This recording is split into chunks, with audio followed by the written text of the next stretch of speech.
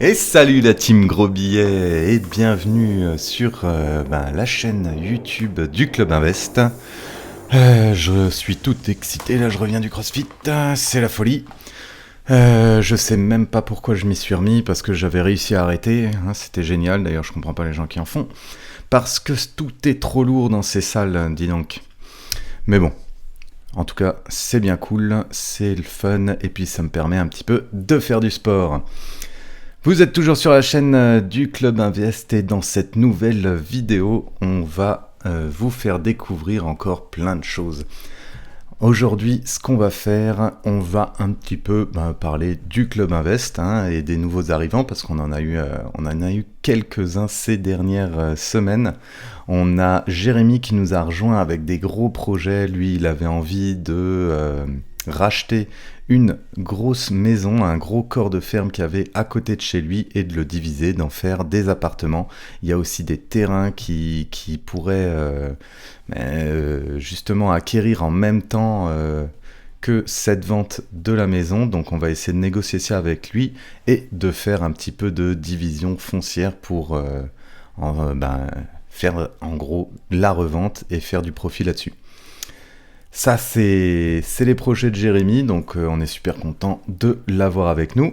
Et on a aussi Kevin qui nous a rejoint. Kevin, il a des gros immeubles déjà, il a aussi des maisons, il a des travaux, il a des problèmes, il a des impayés. Et puis voilà, en tout cas on est super content parce qu'on va être là pour l'aider et pour pouvoir avancer avec lui, remettre tout ça à plat et puis rendre tout ça rentable.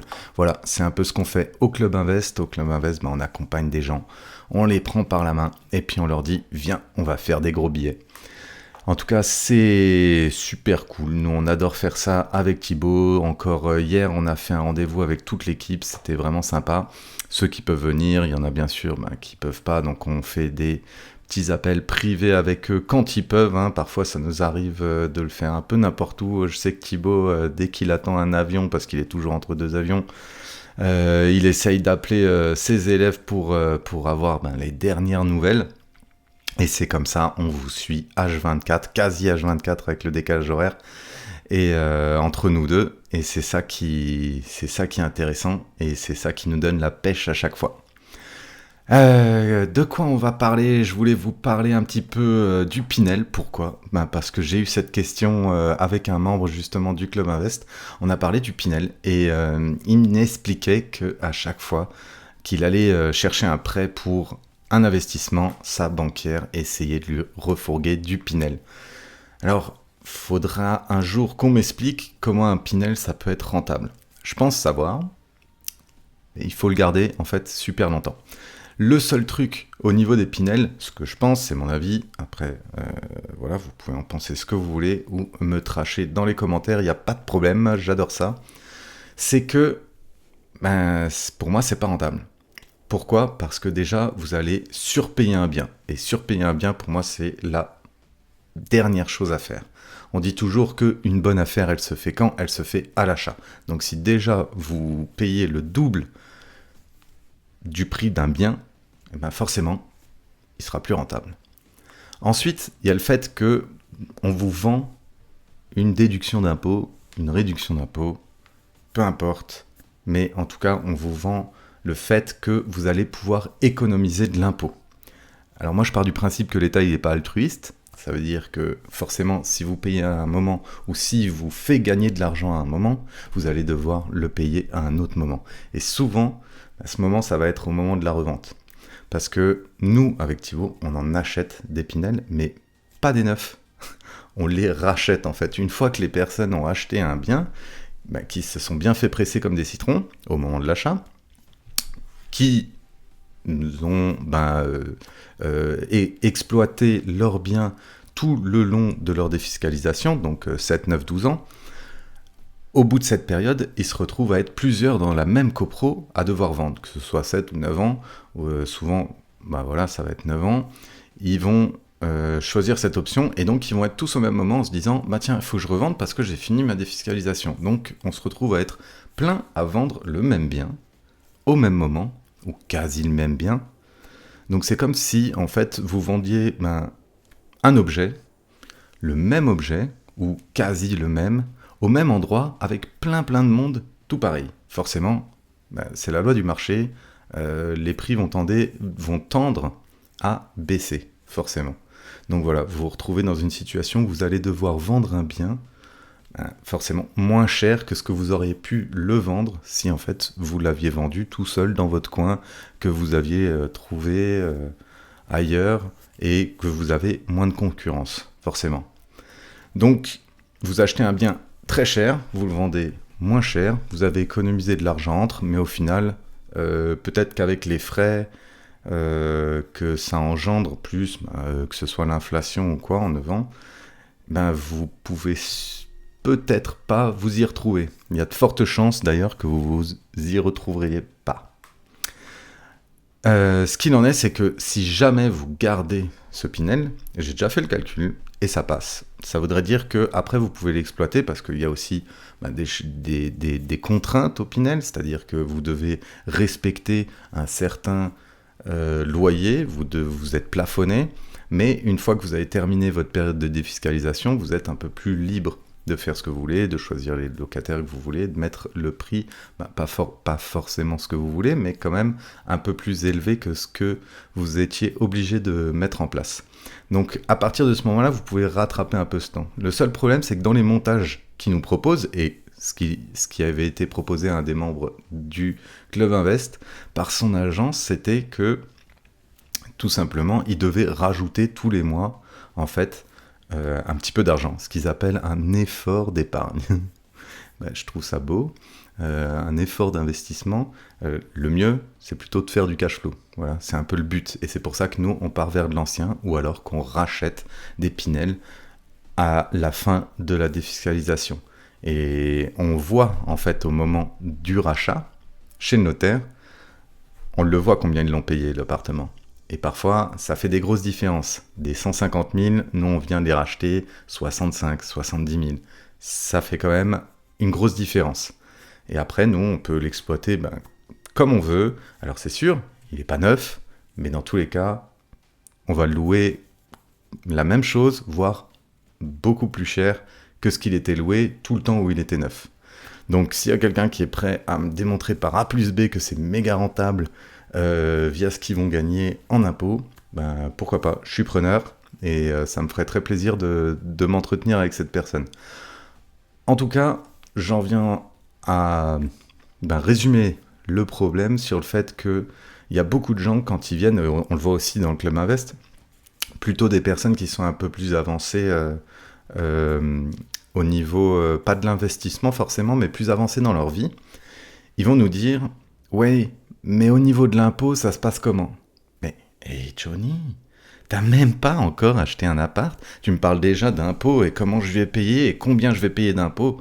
Moi, je m'en fous. Si jamais je gagne assez pour payer beaucoup d'impôts, ça veut dire que je gagne beaucoup. Même si je suis imposé à 50%. 50% d'un euro, ça fait quand même 50 centimes dans ma poche. C'est ça que je me dis. Donc, peu importe combien je vais payer d'impôts, mon but, c'est pas de payer le moins d'impôts possible, mais c'est de gagner le plus d'argent possible, de faire des gros billets. Voilà. Ceci étant dit, on va fermer la parenthèse sur les Pinel. Et puis, je voulais vous parler, d'une dernière chose. Avant qu'on attaque sur la boîte à outils, ça va être que, justement, ça a un lien avec la boîte à outils. C'est qu'avec Thibaut, on s'est dit, tiens, ça serait intéressant de parler de l'association.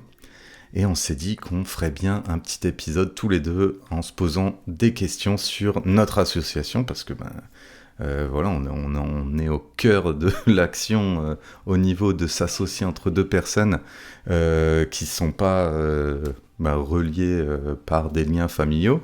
Thibaut, c'est un ami, on s'est rencontrés à l'école, et voilà, on a décidé plusieurs années après de se lancer dans l'immobilier ensemble. Mais comment trouver un associé, quelles sont les bonnes pratiques, qu'est-ce qui est important de faire, de ne pas faire, les règles à mettre en place, ce genre de choses un petit peu, et puis comment on avance, et qu'est-ce que ça nous permet d'atteindre comme objectif. Je sais que ça intéresse pas mal de monde, donc on s'est dit, tiens, pourquoi pas, on pourrait faire un épisode tous les deux là-dessus, dans la boîte à outils, et puis ça nous permettrait forcément de vous montrer, de vous partager encore une fois notre expérience, parce que nous, on la vit vraiment, et c'est ça qui nous plaît.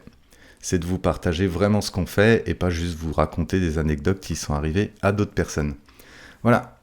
Eh bien, on a fait un petit tour, c'était plutôt sympa, et puis on va attaquer tout de suite après avec la boîte à outils où je vais vous présenter le nouvel invité. Allez, je vous dis à tout de suite, bye. Aujourd'hui dans la boîte à outils, je vais vous présenter quelqu'un d'exceptionnel, c'est Romain. Romain, il est banquier et il va vous expliquer comment faire un super dossier bancaire en béton. Non seulement il va vous expliquer, mais en plus il va vous le montrer. Et c'est ça qu'on a dans cet épisode. Un banquier qui dévoile tout, qui va dévoiler les contreparties qu'il faut mettre en avant quand vous voulez un prêt, qui va vous montrer les petites astuces, comment obtenir un prêt financier et comment monter un dossier bancaire en béton pour que, tout simplement, le banquier vous dise oui.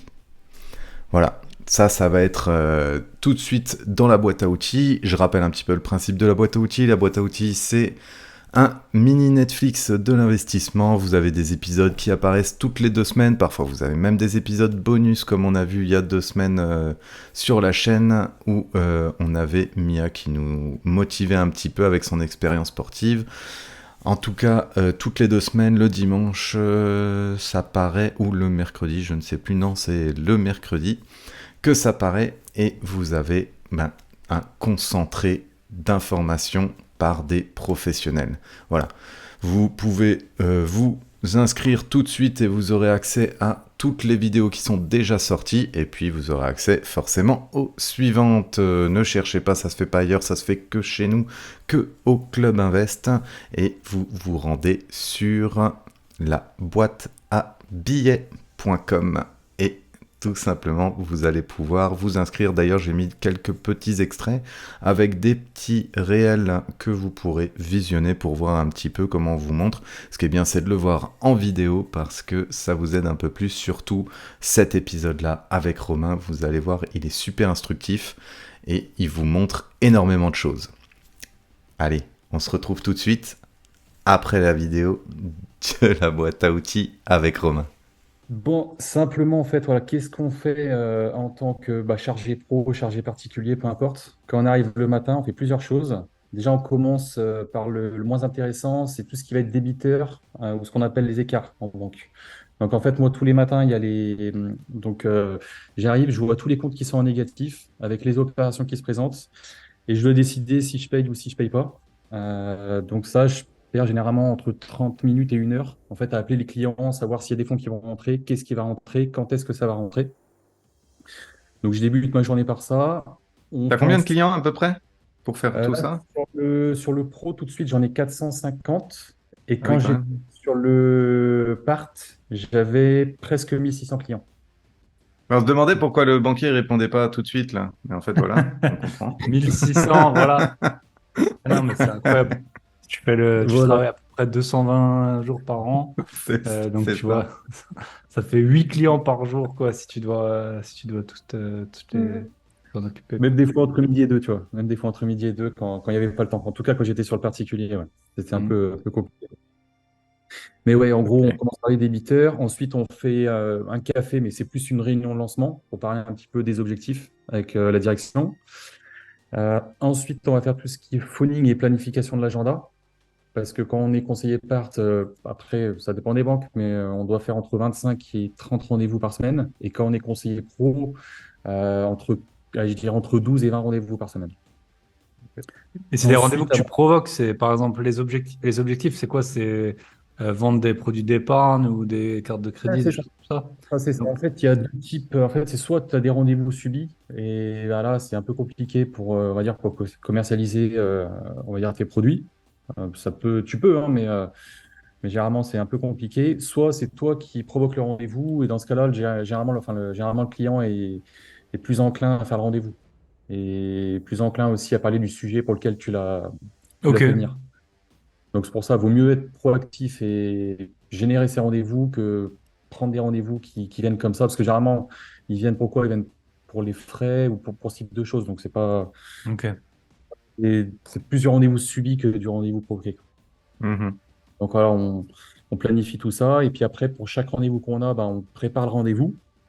Tu fais venir ton client pour un sujet. Donc généralement, on prend 15 à 20 minutes avant le rendez-vous pour en gros, un petit peu te réciter ce que tu vas faire pendant le rendez-vous, ce que tu vas évoquer. Si par exemple, tu le fais venir pour de l'assurance, bah voilà, tu vas réviser un petit peu tes produits, tes devis, etc. Ensuite, il y a le rendez-vous en lui-même. Une fois que tu as terminé ton rendez-vous, tu dois saisir un compte-rendu d'entretien. Donc, compte-rendu d'entretien, c'est, je sais pas, tu as vu, aujourd'hui, tu as vu l'assurance avec le client, tu as programmé un prochain rendez-vous sur l'épargne, et ben ça, tu le notes. Tu peux aussi noter des petits détails. Euh, Petits détails, moi, ça dépend. En fait, c'est plus des détails de commerciaux. Moi, je notais, par exemple, avec certaines clientes, le nom de leur petit chien, les petites mémés. Comme ça, quand elles revenaient au rendez-vous après, tu avais le nom du chien, et puis Ah, mais il directement, est ça faisait. mort depuis. Ah ouais, c'est personnalisé, tu vois.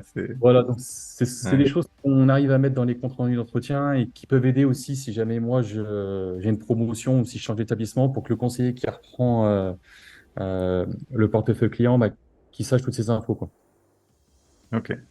Ensuite, je saisis bah, mes produits parce que tu peux le faire quand il y a le client, mais tu n'as pas forcément tout le temps le temps, donc voilà, je les souscris. On a aussi au travers le traitement des mails.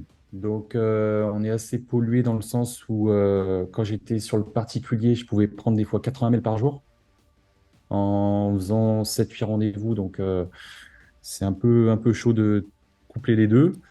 Les appels téléphoniques, ça dépend aussi des établissements, mais on a un taux de décroché qui va être supérieur à 90%.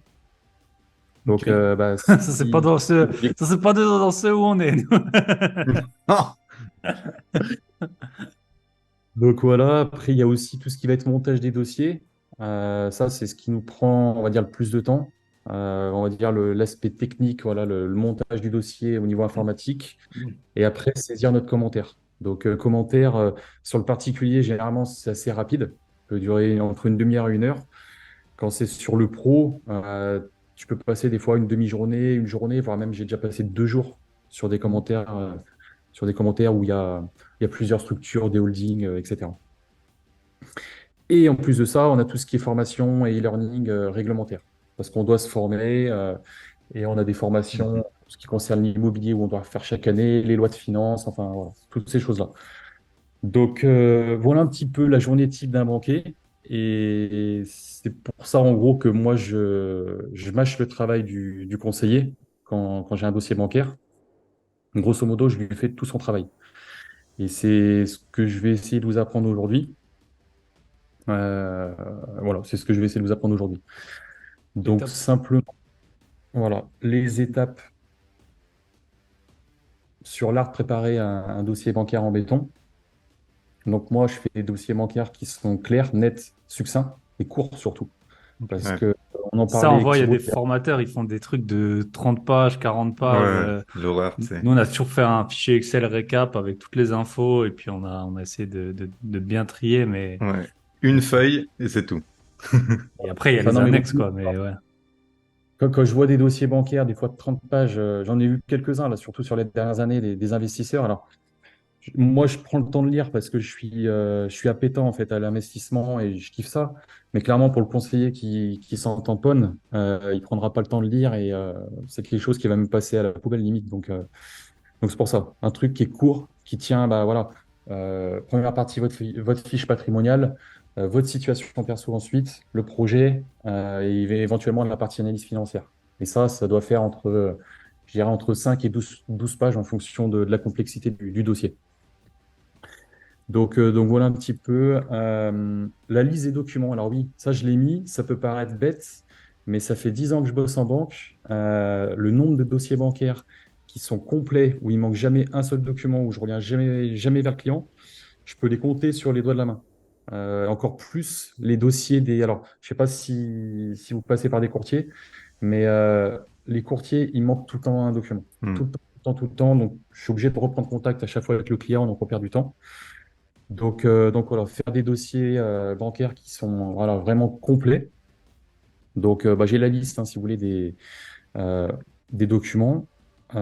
Pour tout ce qui va être, en fait, les dossiers bancaires pour un salarié, je demande carte d'identité, enfin, voilà, documents d'identité, les derniers bulletins de salaire, dernier avis d'impôt, tout ce qui concerne aussi les revenus locatifs, si vous en avez, soit du foncier ou du LMNP, les baux des biens locatifs, pour justifier un petit peu les revenus qui rentrent, ou alors éventuellement les relevés Airbnb, Mhm. justifier le domicile, la fiche patrimoniale, les titres de propriété des biens détenus, éventuellement les taxes foncières, pour justifier qu'on est bien propriétaire du bien, les tableaux d'amortissement des prêts en cours, les relevés de compte, les justificatifs d'épargne, et éventuellement, si on est locataire, les dernières quittances. Et quand on est indépendant, la même chose, plus les 3 derniers bilans, les statuts signés de votre structure, de votre société, CABIS, les relevés de compte, et puis par après, pareil, tableau d'amortissement des prêts professionnels, plus les crédits baux. Et éventuellement, ça j'adore, c'est les organigrammes. Donc l'organigramme, je ne sais pas si ça vous parle, Ouais, vous ouais. pouvez aller le voir. Putain. En fait, il y a votre nom, votre prénom, et en fait, ça va faire comme une sorte, je sais pas, d'araignée où en fait, il y aura vos différentes structures. Donc vos SCI, vos sociétés. Ça permet de, quand on commence à avoir pas mal de patrimoine ou de sociétés, de savoir un petit peu quelle société est la holding et quelle société elle chapeaute, etc. Mhm. C'est vraiment sympa. Ouais, et puis Et les puis après, participations, parfois ça change. Il y a des parts qui sont vendues, il y a des Mhm. choses comme exact. ça. Et puis après, voilà, tout ce qui concerne les SCI, c'est un peu les mêmes documents, CABIS, statut signé, les Voilà. baux. Juste pour préciser, je pense que quand tu dis 3 derniers pour ce qui est professionnel, SCI, c'est les années, et 3 derniers dans le particulier, c'est les 3 derniers mois. C'est bien ça? Ouais, c'est Juste ça, pour exactement. préciser Ouais. pour ceux Exact. qui nous regardent. Et puis après, qu'est-ce que j'avais d'autre? Si, pour tout ce qui va être projet en perso, eh ben, compromis, devis travaux, permis de construire, titre de propriété. Et quand on fait de la construction, même tout ce qui va être plan de masse, aller jusque-là. Le CCMI, donc CCMI, c'est le contrat de construction, qui est signé avec tout ce qui est notice descriptive, les conditions générales, particulières. Et si on passe par un archi, voilà, le contrat d'archi, les dommages ouvrages et les décennales. Ça, c'est important, on le demande pour chaque artisan. Donc, plutôt que d'avoir à courir après les clients et qu'on perde du temps et surtout qu'on passe sur d'autres dossiers, si le dossier est complet, c'est top. Et après, si c'est en société, donc SCI ou SAS, notamment SCI, on va demander les mêmes documents, on va demander un projet de statut et surtout, on va demander un prévisionnel. Donc, prévisionnel, moi, je sais que je l'ai fait pour mes structures à moi, je l'ai fait sur Wikicrea. Vous tapez sur Google Wikicrea et en fait, vous pouvez faire prévisionnel que le comptable vous fait. Alors, c'est un peu moins élaboré, mais ça peut permettre d'avancer sur le sujet. Pour se retrouver, oui, c'est déjà fini. Bien sûr, c'était qu'un simple extrait. Si vous voulez la vidéo en entier, vous allez sur boîteabillets.com. Vous pouvez aller aussi sur le site du clubinvest.fr. Il y a le lien sur le site de grosbillets.com aussi. Ça, c'est le site de Thibaut. Vous inquiétez pas, vous avez tous les liens qui vont vous mener là. Sinon, vous pouvez nous écrire sur Insta, sur Twitter, sur quoi d'autre? Par mail, info clubinvest avec un 1.fr. Vous pouvez écrire sur l'Insta de Bye Bye Patron. Enfin, tout ça, c'est relié parce que on se parle tout le temps avec Thibaut. Je pense d'ailleurs, la dernière fois, je lui ai envoyé un petit message en lui disant c'est quand la dernière journée où on ne s'est pas envoyé au moins un message. Et je crois qu'on n'a pas trouvé. En tout cas, n'hésitez pas à nous écrire, on est là pour ça, on vous répondra avec grand plaisir. On l'a fait, on a même fait des petits calls avec certaines personnes qu'on a rencontré, enfin que Thibaut a rencontré au repas des gentlemen investisseurs, qu'on salue bien. Donc n'hésitez pas, on est disponible, on adore faire ça, et notre but, c'est un peu de faire grandir les connaissances sur l'investissement, et puis comme d'habitude, de faire des gros billets. Allez, je vous dis à plus dans une nouvelle vidéo. Bye.